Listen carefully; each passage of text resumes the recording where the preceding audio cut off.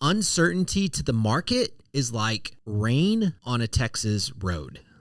And no matter how much training that we have, we just tend to kind of freak out.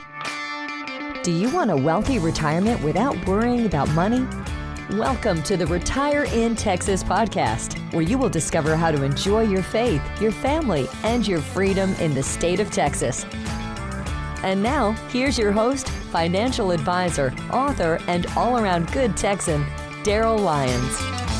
Hey, this is Darryl Lyons, CEO and co-founder of PAX Financial Group. You're listening to Retire in Texas. This information is general in nature only. It's not intended to provide specific investment, tax, or legal advice. Visit paxfinancialgroup.com for more information. So, obviously, a lot is going on in the world. I want to specifically talk about Iran, and I want to talk about something that I think is awfully understated, and it's a skill set that some of you guys have developed and some of you haven't. Some of your spouses have developed and some haven't. And that's just really determining, this is really an important investment skill. I think it's understated, and even in business. And it's determining what is possible versus what is probable. And making sure that you understand the difference between the two. And sometimes they get crossed. So is it possible that this escalating conflict in Iran is going to lead to a dramatic stock market collapse? Is it possible? Is it possible? Yes, it's possible. Is it probable? Is it probable? No. And I'm going to go and unpack that a little bit more. The reality is that these headlines, they get so loud, they bully and push aside rational thought, planning. And so I want to reflect on a few things today. I want to reflect on, what is happening in Iran right now, this massive storm system that's approaching, so to speak. So what's happening now? What does history say? Third, how our portfolio is built to weather this. And then finally, how we should behave in this context. Some of this is just a review, but it's a good review for a lot of you. This might be for the first time you're hearing it. And so let's jump into it. Let's just talk about what's going on today in Iran. And I want to talk, there's really two layers to it. I think that it's worth pointing out, there's the economic piece is very important. The Strait of Hormuz is a conversation piece that you probably have already heard about, but if not, it's a narrow strip of water that's responsible for facilitating 20% of all global oil supply. So if that isn't functioning, then there's a lot of people who aren't going to be able to fuel their vehicles or, for that matter, manufacture products like plastic.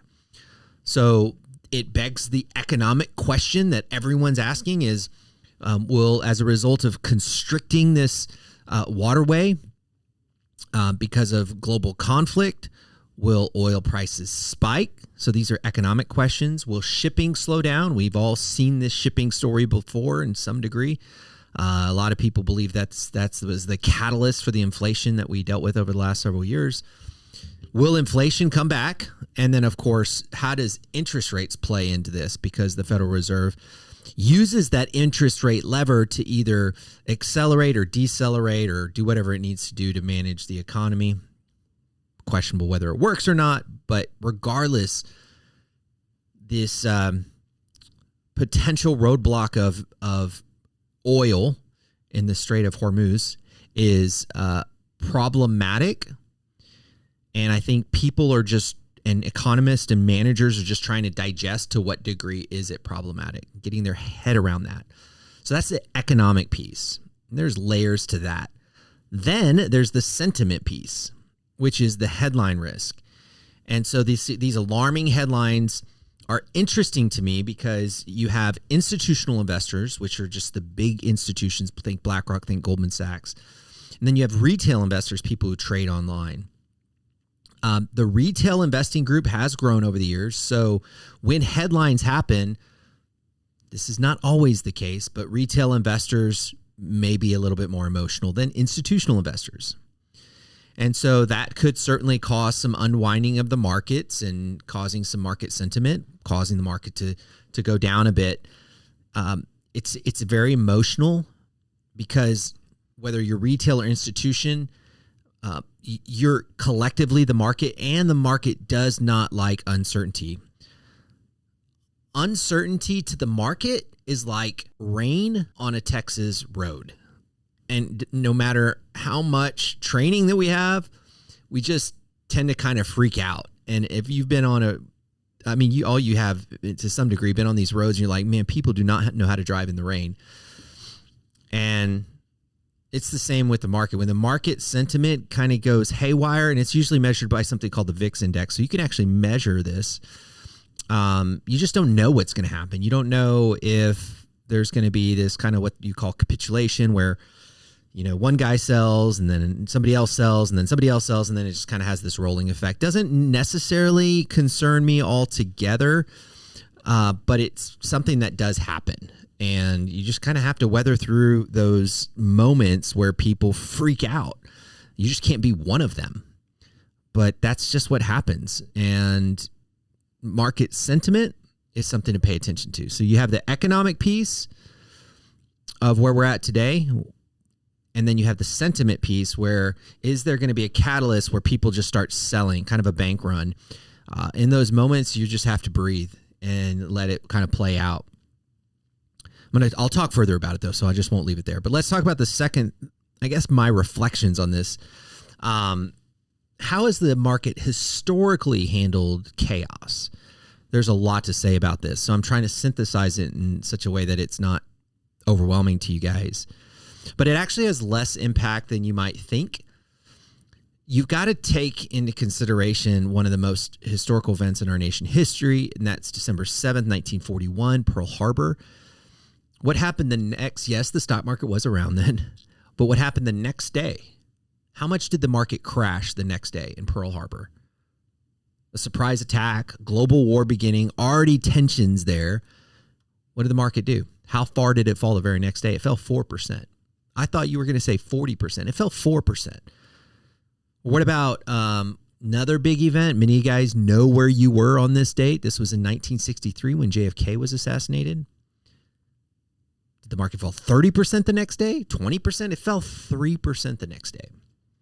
So it doesn't mean that the stock market, the collective groups of institutional and retail investors, it doesn't mean that they necessarily ignore tragedy. It's just they quickly move from like this shock to analysis. So you have this degree of sometimes capitulation where people are just kind of selling indiscriminately because they're nervous. But it doesn't take very long for people to go, okay, now what's the reality? Let's breathe. Are there opportunities here? The adults in the room start to say, okay, what does this mean for our future economic growth? What companies are going to be best in this environment? You would imagine you might shift from consumer discretionary to defense companies. So you make some adjustments. How does this impact companies' abilities to make money? And then again, looking at the Federal Reserve and the interest rates, which is always an interesting thought process as you think about your investing philosophy. But markets move past headlines surprisingly fast.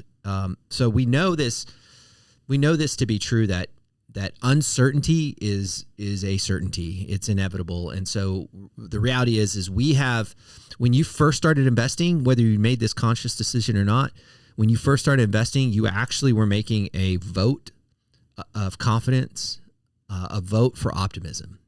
So when you first invested in the collective markets, you were voting for optimism. And so the reward for that investment is staying optimistic through the ups and downs. The price to pay is sometimes it feels very uncomfortable. I hope you follow that logic, because that's an important characteristic of good investing. Which, let's talk about portfolio construction. How should it be constructed? And so it should be constructed with diversification. I'll unpack that a little bit more, but let's jump into, I'm going to talk about 4 guardrails here. So I want to talk about risk tolerance. A lot of times when you start investing, whether it's with PACs, whatever institution you've worked with, you do these risk tolerance questionnaires. And I think it's like when you go to the doctor and, they'll do blood pressure, they'll check your blood pressure, they may, draw vials of blood, and then they'll ask about your history.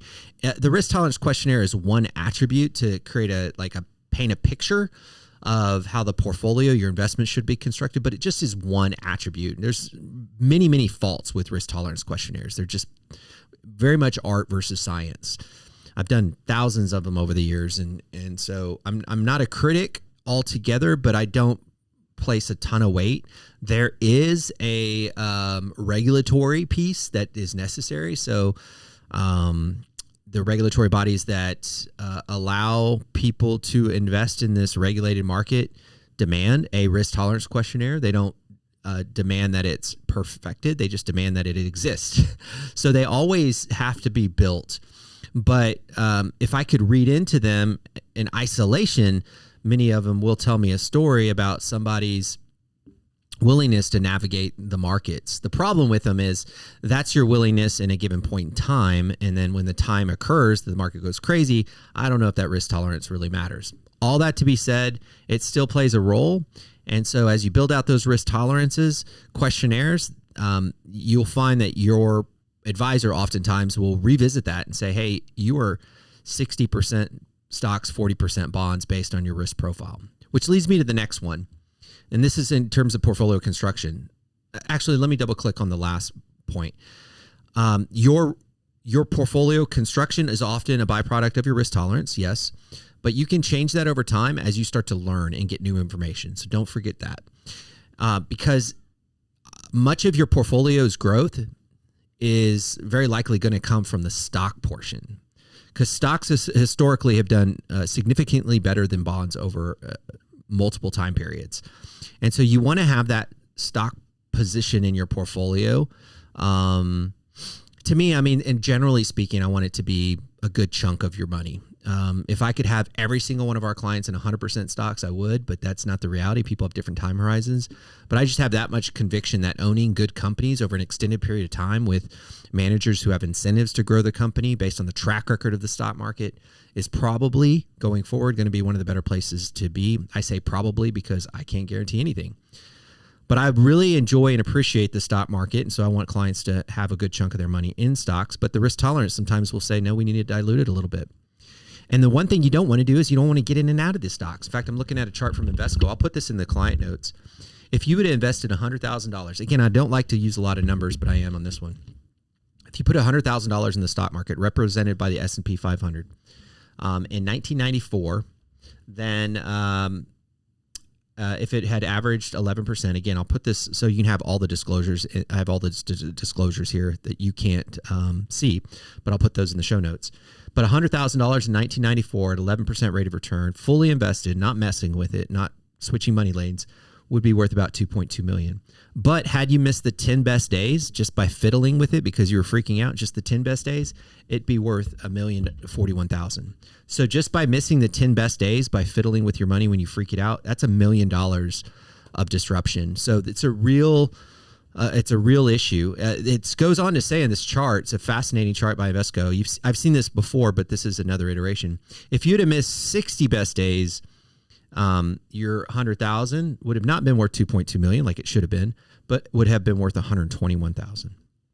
So messing with your money is certainly problematic, especially if you're in stocks. The third little guardrail there is time horizon. If you have a need for immediate income, then that money certainly has to be constructed in a way that doesn't